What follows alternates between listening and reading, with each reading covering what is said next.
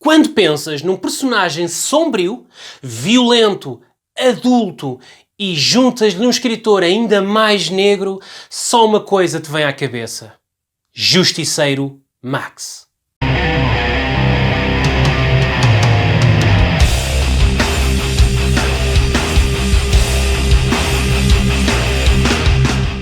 Olá, amigo do canal Dialeto Nerd, aqui Bruno e hoje trago-te The Punisher Max, The Complete Collection, volume número 1.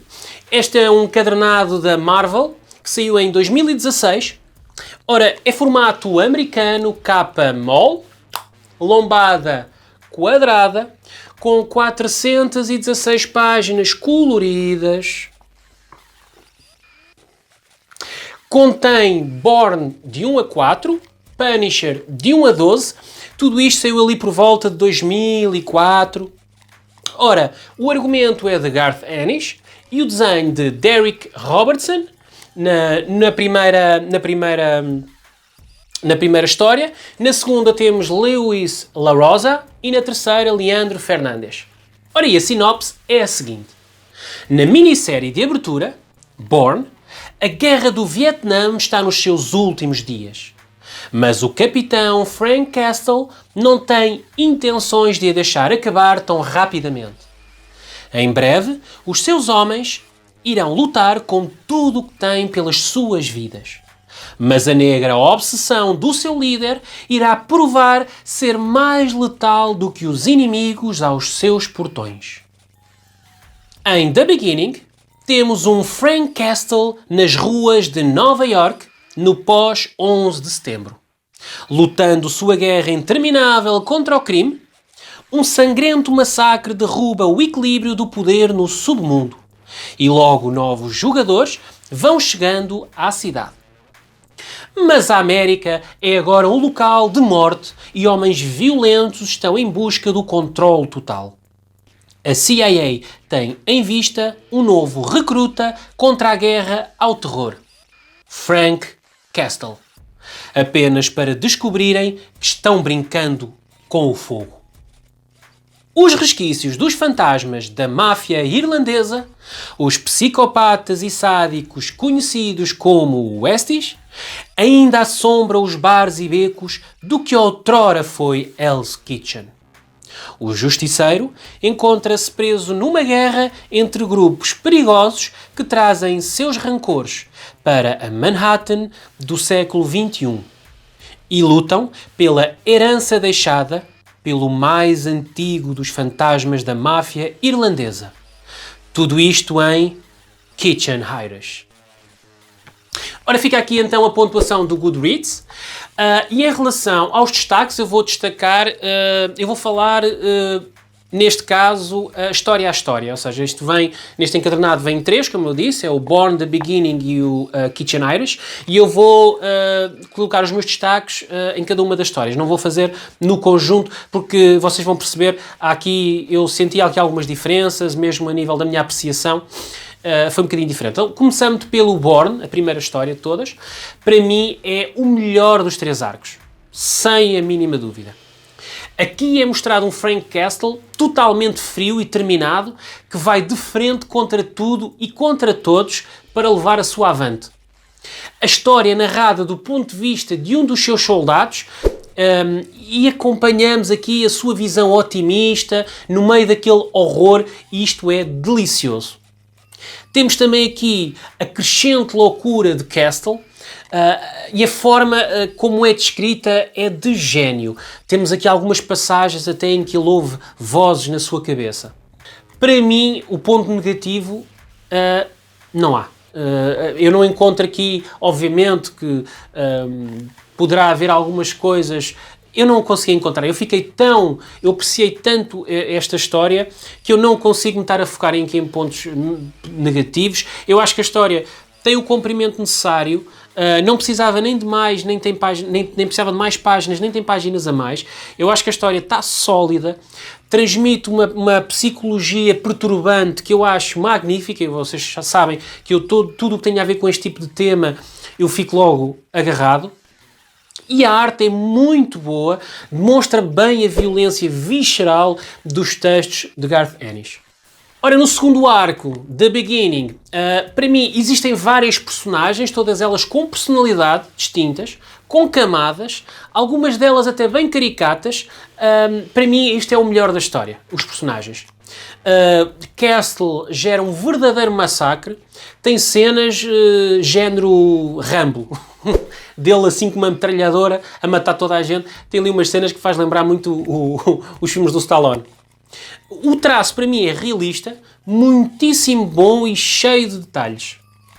De menos positivo, para mim é menos forte das três histórias, por assim dizer.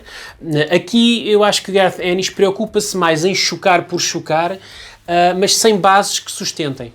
Para mim ele está só a curtir a sua cena.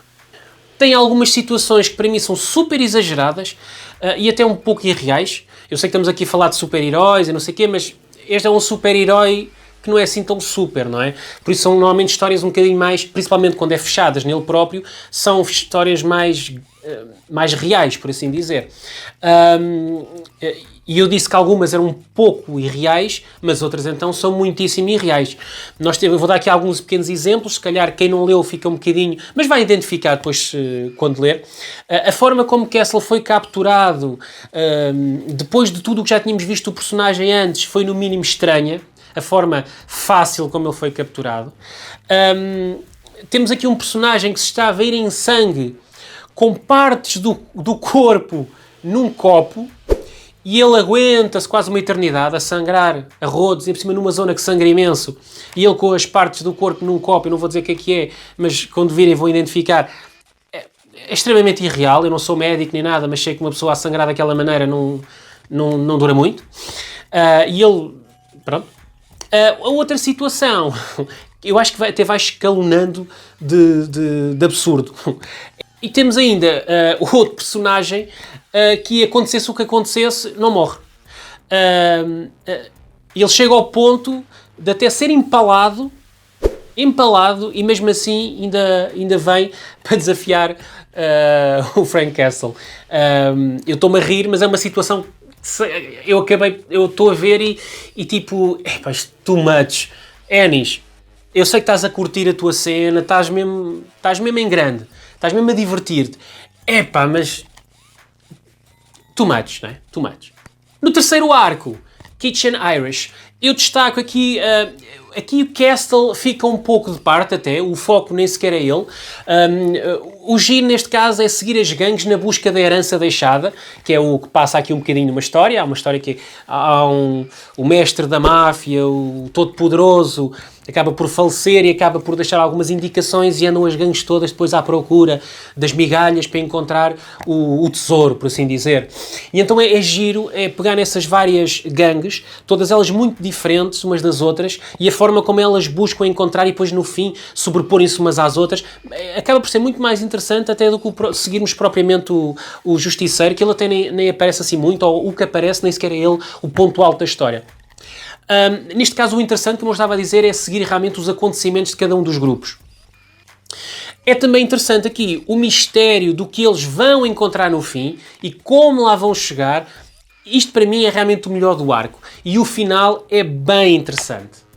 De menos interessante, para mim aqui o desenho não é tão deslumbrante como os outros dois. Não é mau, não estou a dizer que seja mau, nem nada que se pareça, mas pronto, não posso deixar de não fazer comparação. Gostei mais dos outros dois. Na realidade, até se calhar gostei mais do primeiro, apesar do segundo ser mais detalhista. Eu gostei mais do primeiro, mas os dois primeiros são fantásticos. O terceiro para mim não foi tão deslumbrante, mas continua a ser uma arte boa. Este arco, já não achei as personagens assim todas tão distintas. Já acho que são todas muito parecidas uns com os outros. É tudo mafiosos, tudo com a mesma linguagem e tudo com o mesmo estilo. Achei esta história, este arco, bom, mas nada extraordinário. Concluindo, a nota que eu dou aqui, fazendo um apanhado, para mim é uma nota aí 3.6. É uma nota interessante, acima da média. Vou ser sincero, para mim o primeiro, o Born, se eu tivesse que dar uma nota só esse, para mim era quase nota 5. Eu gosto imenso do Born. O Born é muito bom. Para mim é muito bom. A segunda, se calhar, daria um 3. E a terceira daria um 3 e pouco. Juntando aqui um bocado as notas, surgiu uma ideia de dar um 3.6. Se gostaste deste vídeo, subscreve o canal. Se não subscreveste, tem atenção ao meu Instagram, que eu deixo aqui na descrição. Tem umas coisas diferentes aqui do canal, uns pequenos vídeos de aquisições. Vai estando atento. E deixa aqui nos comentários o que tu achaste ou não achaste desta obra, ou o que achaste do vídeo, ou sugestões. E dá like, passa para os teus amigos, ajuda-nos a crescer. Até mais.